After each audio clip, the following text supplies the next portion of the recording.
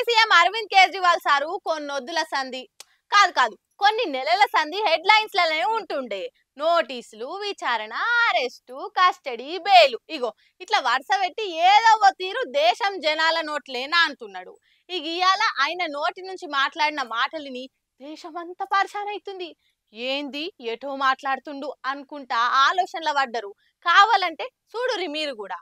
Delhi liquor కేసులో arrest అయిన CM Kejriwal కు కోర్టు 3 వారాల మందం ఇచ్చిన బెయిల్ జూన్ 1 తారీఖుతోనే అయిపోతుంది కదా. బెయిల్ పొడిగిచ్చేతందుకు కోర్టు ఒప్పుకోకపోయే వరకల్లా జూన్ 2 తారీఖు నాడు మళ్ళా లొంగిపోయిండు కేజ్రీవాల్ సారు. నేను 2 తారీఖు నాడు మళ్ళా జైలుకు పోతున్నా, ఈసారి ఎన్ని రోజులు ఉంచుతారో తెలియదు. ఇప్పటికే జైల్లో నాకు మందులు ఇవ్వకుండా మంచిగా చూసుకోకుండా కన్న కష్టాలు పెడుతుర్రు. పానం మంచిగా లేదని తెలిసినా సరిగ్గా చూడలేదు. ఒకవేళ రేపటి నాటి జైల్లో నాకేమన్నా అయితే మా అమ్మ నాయల్ని మీరే చూసుకోర్రి, మా ఇంటమే కూడా మస్తు పరేషాన్ అవుతుంది, అందరినీ మీరే కాపాడుర్రి, వాళ్ళ కోసం ప్రార్థనలు చేయుర్రి అని ఇగో ఇట్లా చెప్పుకొచ్చిండు.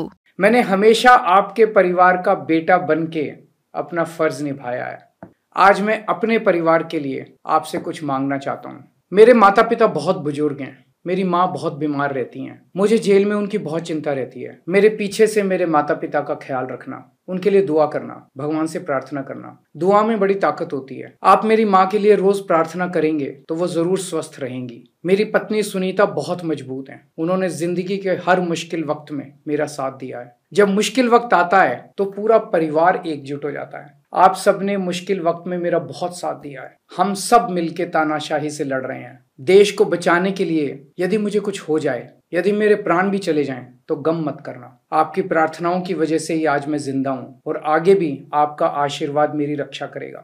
अंत में बस ये कहना चाहता हूँ, भगवान ने चाहा तो आपका ये बेटा बहुत जल्द वापस आएगा. ఓ సీఎంఏ గిట్లా ఎమోషనల్ గా మాట్లాడి మీదికెళ్ళి నాకేదో అవుతుంది పక్క, నా ఇంటోళ్ళని మీరే చూసుకోరన్నట్టు మాట్లాడుతుంటే ఎవరిని టార్గెట్ చేసి ఇవన్నీ చెప్తుండు, జనాల్లా ఎవరి మీద అనుమానం వచ్చేటట్టు చేస్తుండు అని తీరొక్క అనుమానాలతోని షాయిపే చర్చలు నడుస్తున్నాయి. కానీ చూస్తుంటే ఢిల్లీ పాలిటిక్స్ పెద్దలోనే మోబ్ చేస్తున్నట్టున్నాయి పొర్రి రేపు. ఓం భీం బుష్ ఈ వార్త చూసేటోళ్ళంతా మాయమైపోవాలి. అబ్రాకదబ్రా అబ్రాకదబ్రా వాళ్ళ ఫోన్లల్లో ఛార్జింగ్ అయిపోవాలి. క్లీం గ్లీం క్లోమ్ ఏంది గట్లంటున్నా అనుకుంటుర్రా?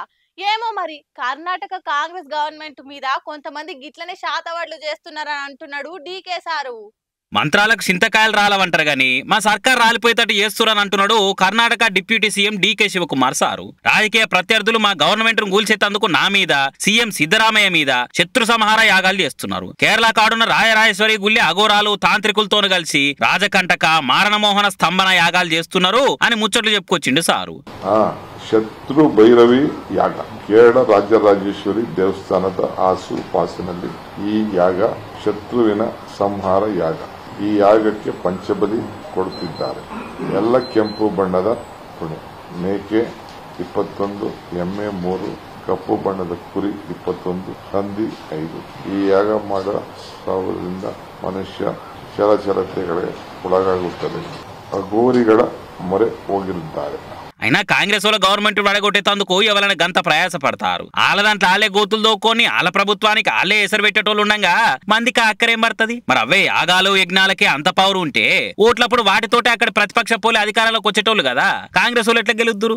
దీవెనార్థులకు బతికినోళ్ళు ఉన్నారా, శాపాలకు చచ్చినోళ్ళు ఉన్నారా? యజ్ఞయాగాలు చేస్తే అందరికి అధికారం వస్తుందంటే ప్రతొక్కరు గదే పని చేస్తారు కదా. ఈ ఓట్లెందుకు, ఎన్నికల వ్యవస్థలు ఎందుకు?